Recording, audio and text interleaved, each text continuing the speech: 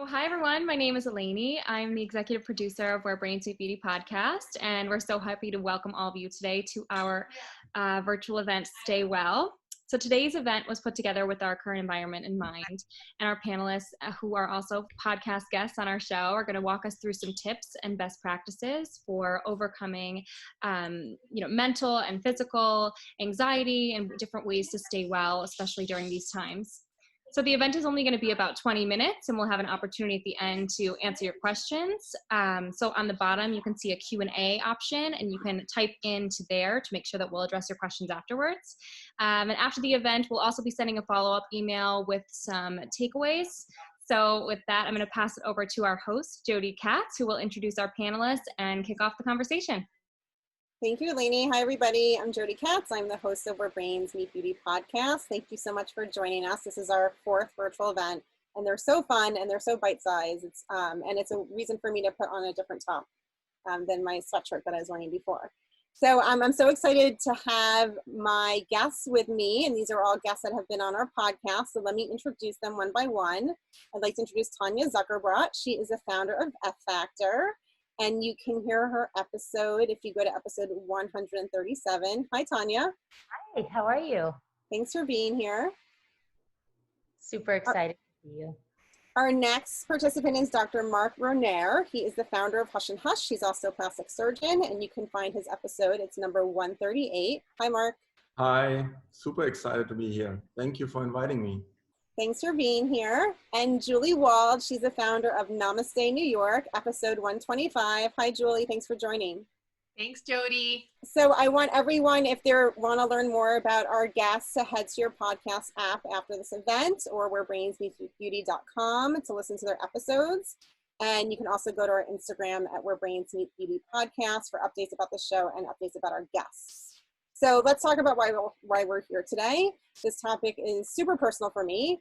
I always think of myself as a work in progress, continually evolving. And my most valuable guiding light has been seeing my own progress, like thinking about my mental health and physical health 3 years ago versus now, 6 months ago versus now. But this time period during quarantine and COVID has really tested my ability to keep my head screwed on. I already have like a therapist and 3 business coaches, and now I feel like I need more to stay kind of balanced.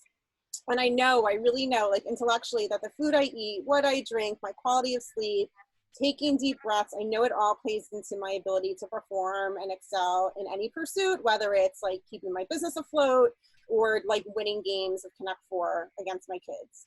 But it's been so hard to keep my healthier habits during this time. So I need help, which is why you're all here. I'm desperate for your expertise. I'm going to go one by one with these questions. Tanya, we'll start with you. What are your daily wellness rituals?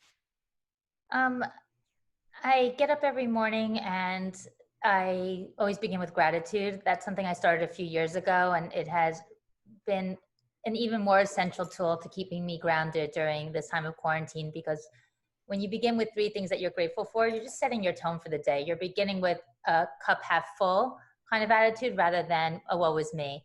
And then I try and do some form of exercise, but I found that I've been doing a lot more stretching during quarantine, which is actually a really kind gift to your body. I think we're always thinking, cardio, building muscle, like it's always like a lot of exertion and we don't stretch enough. So that's been like a gift because it just feels so good. As a registered dietitian and founder of F Factor, of course, I'm committed to eating, a very healthy diet. So I'm proud that I've sort of kept up those eating habits, staying hydrated, drinking a lot of water, eating plenty of fiber. I mean, those are basically sort of my go-tos. But I think that during this time of quarantine, it's sort of divided, where it's people who have said, you know what, I just have too much anxiety right now. There's too much on my plate. I don't have the time to nurture myself. That's just not a priority. And I think there's this other percent that is thinking, wow, I've never had so much time at home. I don't have that commute time anymore. I actually have more time available for self-care. And I see people finally adopting habits that maybe have been on their to-do list for a while. And I've seen that with myself too. Like skincare was always a priority, but I never felt I had time. And now finally I have a little bit extra time. So I'm seeing some changes in my behavior patterns as well, that I'm trying to identify what can I do daily that honors my intentions to look and feel my best, but isn't adding one more thing to my to-do list where it feels like it's causing me more anxiety. Thanks. Marc, what about you? Yeah, for me personally, in the morning, I force myself for about 1 hour not to look at my phone and my computer. That's very helpful. And then I'll do a little meditation and yoga for about 30 minutes just to clear my head and mind and to get the day kind of going, but take really some me time for myself in the morning is super important to me. Even if you have two little twins running around crazy, they tend to get up a little later, so I can squeeze that hour in right now. And then, yeah, take all my supplements in the morning. I read the newspaper. I take the dog out for 20 minutes, and then I really just ready to start my day. You know, turn the computer on, look at the emails, talk to people on the phone. We do a lot of Zoom meetings nowadays, like you guys. And then the afternoon, I again play either tennis or I work out or do some running, and I create those device-free zones for myself. So at least a half an hour in the afternoon where I just have a cup of tea or espresso and just take a little reset button. And what I also started 26 years ago is I'm writing in a journal, and that helps me in the evening to again reflect on the day, write down my feelings, how I felt that day, what I got accomplished, and it really keeps a neat history of actually my entire life. And it would be a shame at this point to stop doing this. You know, I would feel like a total failure, I guess. So this habit that I started 26 years ago is kind of like it's a must to do every day, and it helps me just to again reflect about the week that I had, the day that I had, and those are kind of the things. And then I'm also lucky, I have an esthetician as a wife, and I also own a skincare company in skincare. So once in a while, I'm lucky I get a sheet mask on my face from my wife to help with my skin. And that 30 minutes, I'm just also try to chill out and relax my mind. I just try to be way more mindful in during my day than I used to be just years ago, you know. Thanks, Marc. So Julie, tell me, what are your rituals? Yeah, so my rituals are really based on what at Namaste Wellness we call the 4 pillars, which are movement, stillness, connection, and nourishment. And so those are kind of my major categories for self-care, and I just need to make sure that I'm having consistent touch points there. So in terms of movement, you know, I practiced more of a gentle yoga every morning. That's important to me. And in the evenings, especially during quarantine, I've been committed to taking a walk with my kids every evening. And that's been a really beautiful way to kind of bookend my days. I also, you know, do more intensive cardio, but you know, those are sort of my non-negotiable self-care habits in terms of movement. In terms of stillness, like Tanya, I have a gratitude practice in the morning. The first thing that I think of, that I've trained my brain the minute my eyes open up, is I think of what I'm grateful for. And I have to do that before I kind of do anything else, become, you know, and that's a very, very grounding practice, in addition to a meditation practice, just a simple mindfulness practice that I do kind of alongside my gentle yoga as a little mini morning routine. You know, so that's movement and stillness. In terms of nourishment, I'm pretty disciplined about my diet, because I found that food sort of changes everything for me, mood wise, you know, disease pattern wise, etc. And so I'm committed to eating super healthy, but I also nourish myself with things like essential oils, music, art. And then lastly, just in terms of connection, in terms of just a wellness practice, I practice something called reflective listening, which just forces me to be really present with people. And I think that when you're really present with people, that feeling of connection is a form of self-care, particularly right now in quarantine. All right, so you guys can't see this, but I've been taking notes on everything that you all said, so I can look at it later, which leads me into my next question. So like, I know that I can write a gratitude list and put 5 things on it, and it literally takes 5 seconds, you know, but why am I not making this a habit? Like, what is getting in my way of, you know, every day creating my gratitude list, every day taking those few minutes to meditate? I don't have a challenge with the exercise. I think like over time, you know, that just became part of my everyday, but like, why are these things that are actually like smaller tasks so challenging for me, and how do I turn them into habits? Tanya, do you have ideas for me? Do you have advice? I do. You know, for 20 years, I've counseled clients working on changing behavior patterns because, you know, while eating healthy for some is intuitive, eating unhealthy for some is equally intuitive. It's just based on our environment, how we've been raised, our preferences.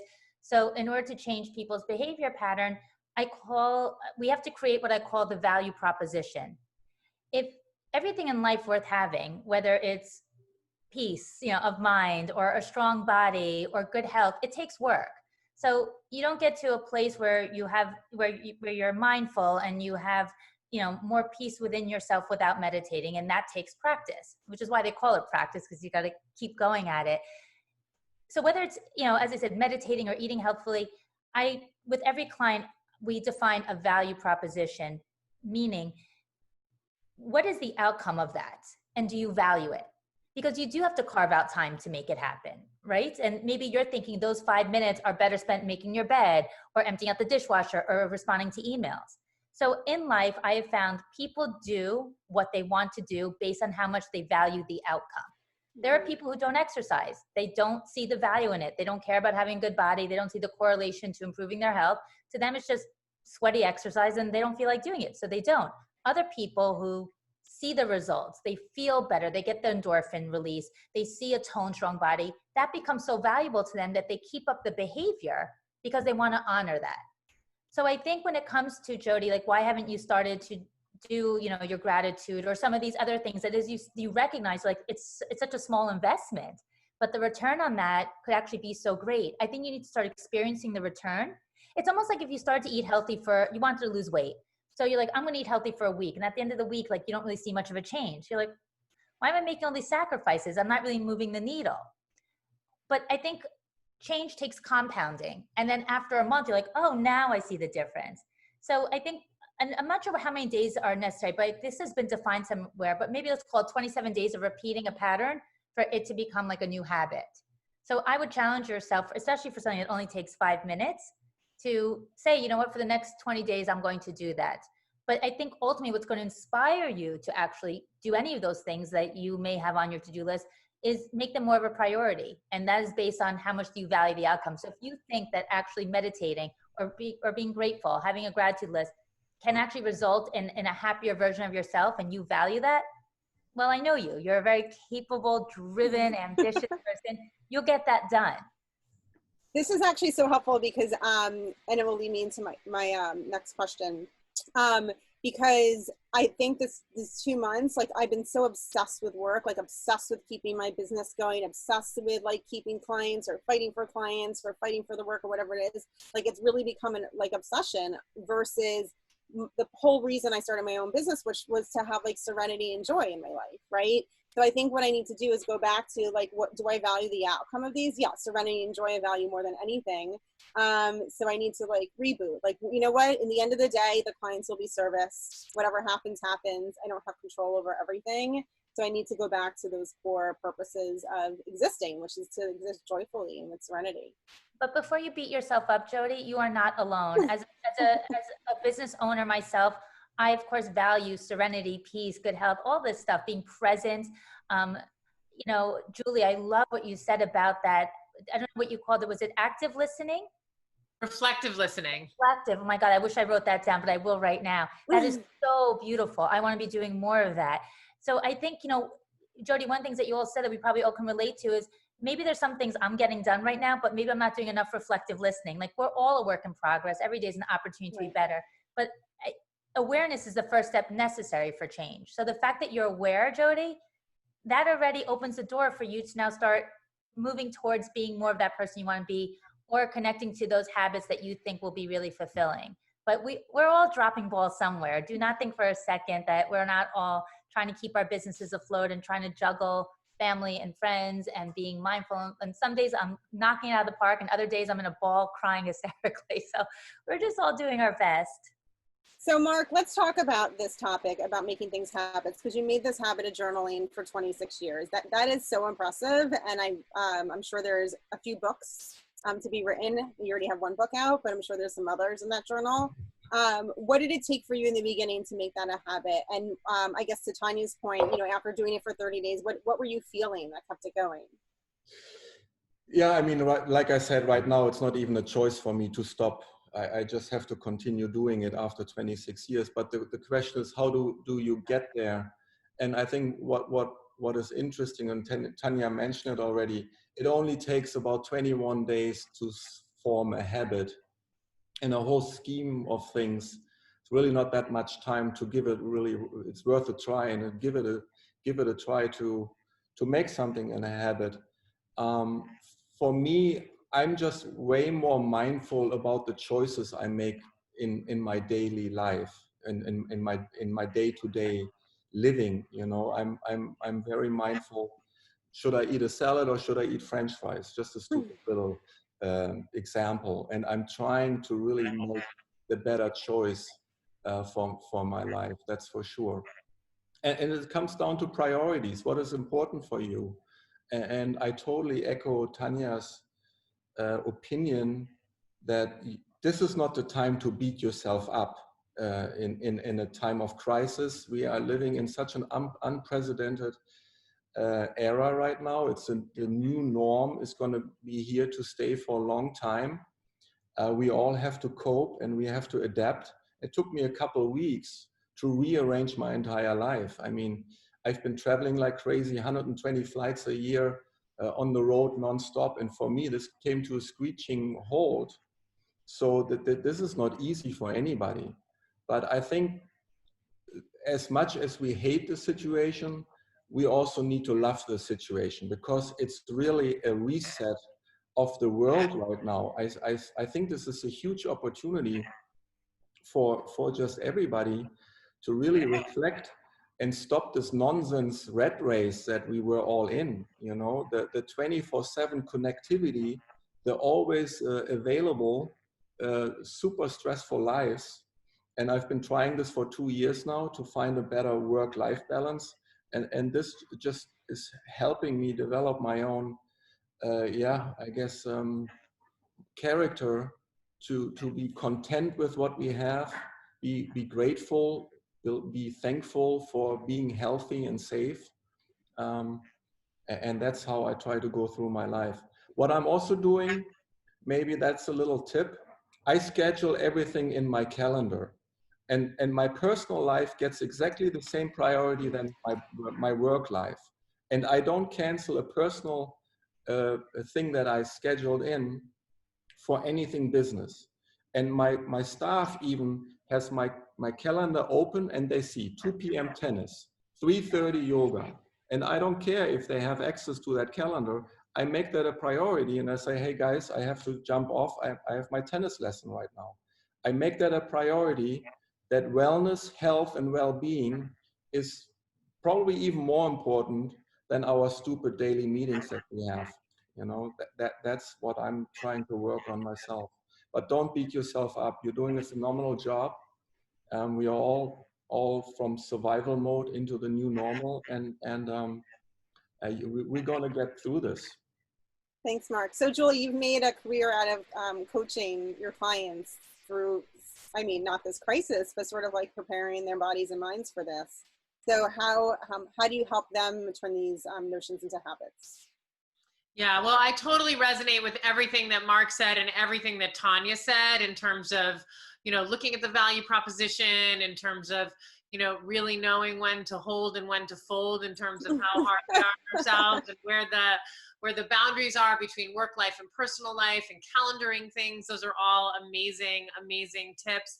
The other thing I sort of like to remind people, and in terms of like, you know, practices, maybe it's a journaling practice that you want to do, or, you know, is that usually action actually comes before the inspiration. That oftentimes we wait around for sort of the inspiration to exercise, or the inspiration to meditate, or the inspiration to sit down and write a book, for that matter. But really it's actually taking, like, committing to the action, committing to the yoga class, committing to the tennis lesson. And then after we did it, we say, oh, wow, that felt so good. I'm so glad that I did that. And the inspiration actually comes after the action. So you can't sort of wait for that. You have to commit, understanding that there's a value proposition, as Tanya explained, and there's a reason why you're committing to that action.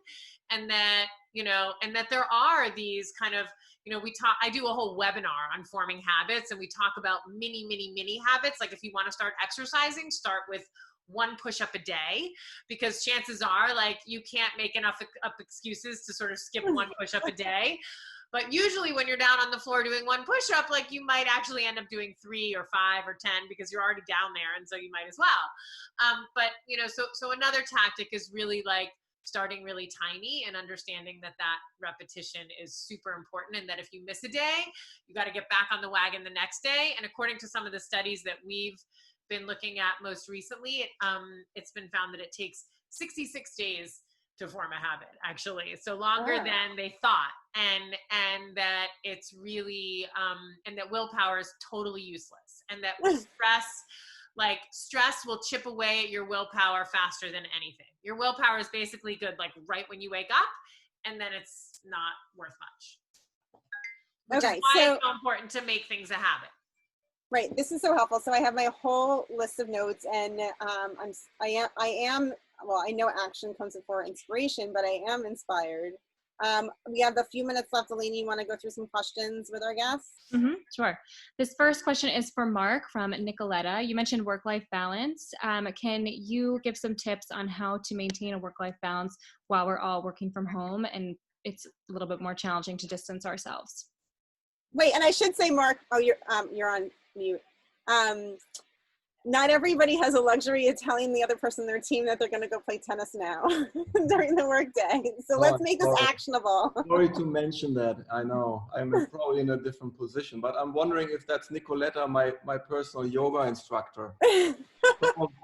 Probably she is, and she's just going to laugh what I'm saying. But can you repeat the question again? Yeah, sure. So how do you recommend people maintain work-life balance while we're working from home and the boundaries and the lines are blurred? Yeah, I think structure is super important. That works for me best. And I'm German. Maybe that comes a little bit more natural for me to have structure in my life. But I like to, like I said, force yourself to put it in a calendar and prioritize the personal things, the wellness and the fitness and the health the same way as your work stuff. That's how I see it. And Nicoletta, I apologize that I didn't invite you into our home the last few weeks, but like we said, it's an unprecedented time right now. And I've done a little bit of yoga myself, so I'm very proud of myself.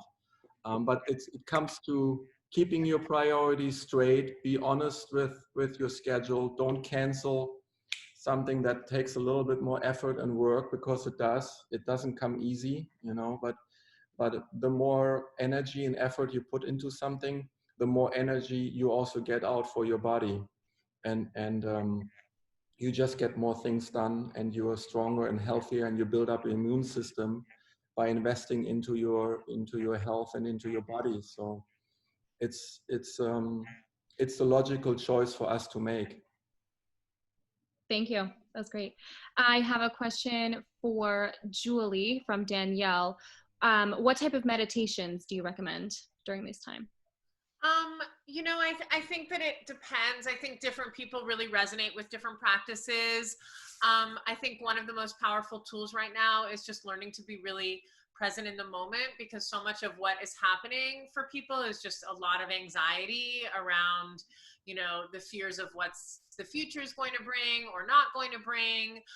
We're also dealing with a tremendous amount of grief, something called sort of ambiguous grief, like the grief of everything that was that is no longer, anticipatory grief, which is like worrying about what's ahead, that we don't, is it going to be or not going to be? And so any practice that can really land us in the present moment is powerful. So mindfulness is my go-to sometimes, which is basically just a breath-based practice where you're bringing your awareness to your breath again and again. And when the mind wanders, you acknowledge it, you recognize it, you label it thinking, and then you return to your breath. People also like mantra meditation, which is similar, but the object of your focus is a mantra. It's either a Sanskrit phrase, or you can even use an English phrase if you want to make up your own mantra, like I am enough, or, you know, whatever it might be. And that's another good tool. And then if both of those are too anxiety provoking, which sometimes they are, if people are really, really ramped up, then I recommend more of a yoga nidra, like a body-based guided meditation that's heavily guided, where a teacher is really taking you through the practice, working on helping you relax, bring your awareness and relax certain areas of the body. It's just more tactical and more supportive than some of these other practices. So I think it's worth shopping around a little bit. And oftentimes people might say like, oh, I tried meditating and I'm horrible at it. And it's like, well, there's so many different kinds of meditation. Like there's endless types of forms and approaches. And just because you tried it once and it didn't resonate doesn't mean that it's not a practice that you could integrate into your life. Even breath work. Breath work is a beautiful way to meditate right now. So if it's simply just working with some what's called pranayama, some very specific breathing practices to calm the central nervous system and kind of down regulate, that's also, I would say, number 4 kind of on that list, not necessarily in order of preference. They're all great. Thanks, you. Julie. I know we're running out of time, but this morning I put on my meditation app and I'm like, just focus on your breathing, Jodi. And I like tried, and then it was like, oh, send this email. So I paused it. I started it again. I'm like, Jodi, focus. And I like tried. Did it a third time. I'm like, forget it. I just went to go send the email. Like I couldn't get out of my own head. But I felt like I was trying to practice. Like I was making an effort. Hey, Aleni, can I usurp the last question for Tanya? Because I see a note from one of our listeners. It's not a question, but I'm really curious how Tanya would answer this question. So Ellen is talking about the should-haves, the could-haves, and the need-to-dos. How do you get out of your head, Tanya, with these should-haves or could-haves? How do you talk yourself out of that back to a healthy mindset? Yeah, so I call should-haves and could-haves regret. And regret is the most powerless feeling in the world, because you're suffering in the present for something that did or did not happen in the past, but you can't change. And so what are things we regret that were should-haves? Like, I should have studied harder. I should have worked harder. I should have told him I loved him when I had the chance. Sometimes we regret things that we did do. Like, oh, why'd I eat that? Oh my God, why'd I say that? No matter what you're regretting, whether it's something that you did or did not do, you are powerless in the present to change it. You know, one of my favorite sayings is you can't unscramble eggs. So don't look backwards. All you can do is look forward and just think, how can you do it better? What do you want to accomplish? But I really try and live a life with very little regret, because I want to experience emotions that are empowering and that make me feel powerful, not make me feel powerless. And regret is a powerless feeling. So what do I say to myself though when the should have lands in the middle of my brain somewhere? How do I get it out the other ear? All you could say is, okay, I can't change that, but I can do better in the future. So make it more of a priority. So if it's, I should have returned that email on time. Next time you get an email, do it that, or I should have meditated. I think it's just moving things from a place of guilt, where that's actually going to provide that's going to present more anxiety, right? And rather positioning it as an opportunity to feel better, do better, live a life that's more fulfilling. So okay, I'm writing this down. Something that's leaving you feeling powerless and guilty or frustrated or anxiety riddled, to an opportunity to be thoughtful about the actions you want to take in the future. Well, this was great free therapy for me. I hope it was the same for all of our listeners. This is incredible. Thank you all so much for your time. Aleni, this will be available on our Instagram, right? Our Instagram and our YouTube, yes. Okay. Thank you, everybody, for joining. Thank you to our panelists. I'm super grateful for your support and your wisdom today. Thank you, Jodi. Bye, everybody. Bye. Bye.